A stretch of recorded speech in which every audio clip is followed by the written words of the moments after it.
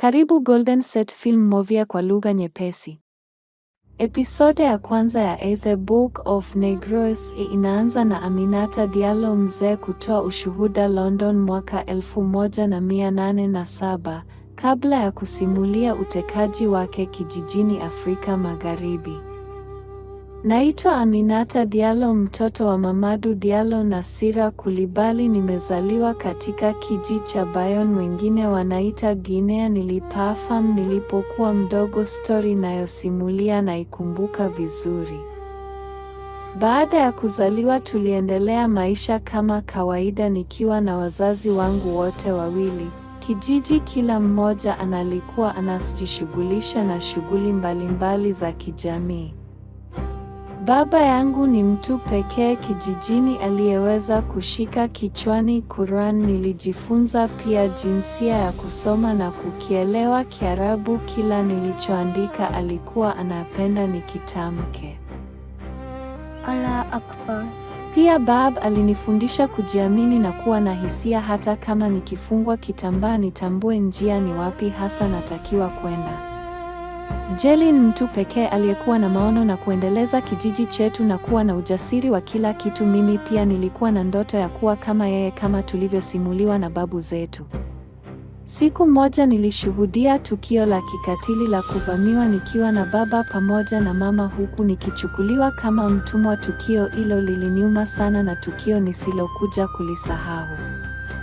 Nilishuhudia kijiji chetu kikichomwa moto na kuteketezwa kila kitu na kuchukuliwa kama wafungwa, na kila mtu aliyekuwa machoka njiani aliuliwa kinyama. Sikuacha kuswali hata pale tulipokatazwa kuswali na kuchapwa kama adhabu. Japo kijana mmoja aitwaye Chekura Tiano ni mtu pekee kutoka kwa wale waliotuteka aliyekuwa anagalau ananionea huruma. Tulitembea hadi kwa wazungu kwa ajili ya kuuzwa. Tulipitia misukosuko mingi baharini na kutofahamu ni wapi tunapelekwa. Tulichomwa kwa moto kwenye mwili kama alama ya utumwa. Kila aliyekuwa anabisha kwenye meli alitupwa baharini. Mimi ni mtu pekee niliyekuwa naweza kuongea nao Kiarabu. Niliaminiwa kiasi cha kuambiwa niwasaidie kumzalisha mama mmoja aliyekuwa mjamzito. Mmoja ya dada alimuua mmoja wa wafanyakazi wakati wakiwa wanafanya mapenzi na kudhani atafanikiwa kuua wote na kuanza kuwashawishi wenzake, na tukaanza wote kufanya hivyo, japo hatukufanikiwa na kuishia yeye kuuliwa na kutupwa baharini. Tulifikishwa hadi mji mwingine. Kulikuwa na baridi sana kiasi kwamba mimi na yule kijana tulijikunyata kwa pamoja ili kupata joto. Asubuhi tulikuwa tunapakwa mafuta ili kuonekana wenye afya kwenye soko la kuuzwa watumwa. Nilinunuliwa na wenzangu japo nilitengwa na Chenkura, yeye alipelekwa kijiji kingine. Nilikutana mama aliyetupokea na kunipa jina la Mina.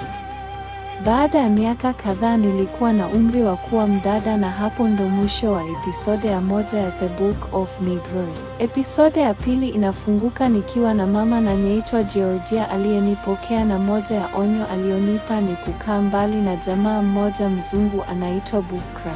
Alinionyesha maeneo na kunipa kinga ya kujidhibiti dhidi ya mimba kwa baadaye. Kila siku nilikuwa namuona Chikora na kukumbuka mara ya mwisho tulivyoachana. Mama Georgia alinifundisha kazi za hapa na pale hadi nikawa mzoefu.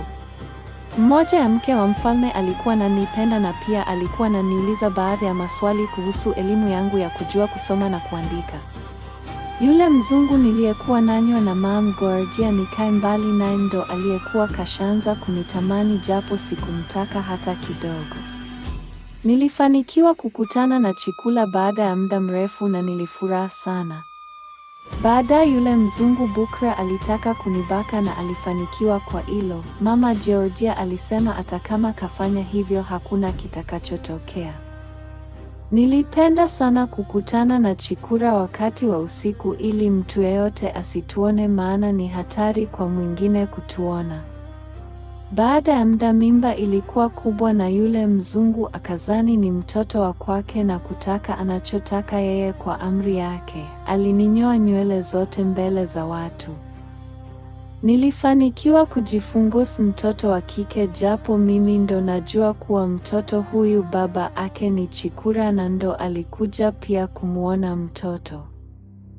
Baadaye yule Burka alimwiba mtoto na kumpeleka mbali nami bila ya huruma na kuniuza kune familia nyingine ya yule mzungu aliyewahi kuniuza kama najua kusoma na kuandika.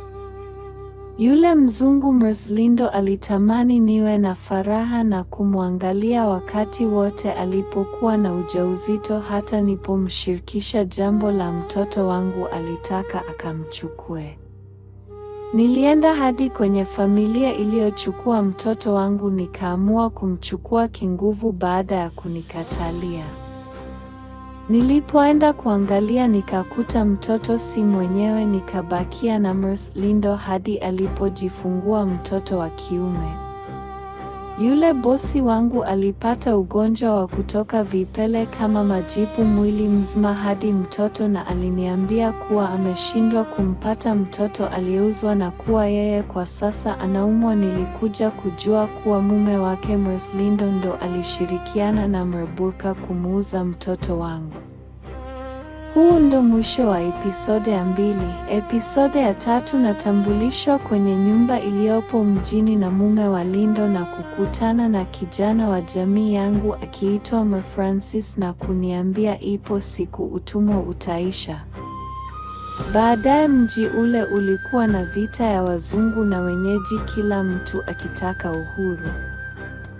Francis alianza kunikutanisha na watu sahihi ambao pia ni kama ndugu zangu. Nilianza kuwafundisha kusoma na kuandika taratibu, waliniamini hadi baadhi ya wazungu kuniita kuzalisha wake zao.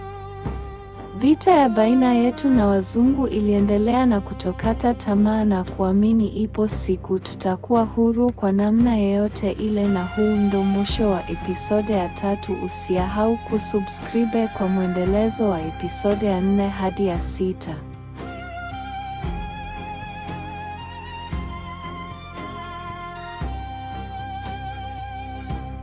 Karibu Golden Set Film Movie kwa lugha nyepesi.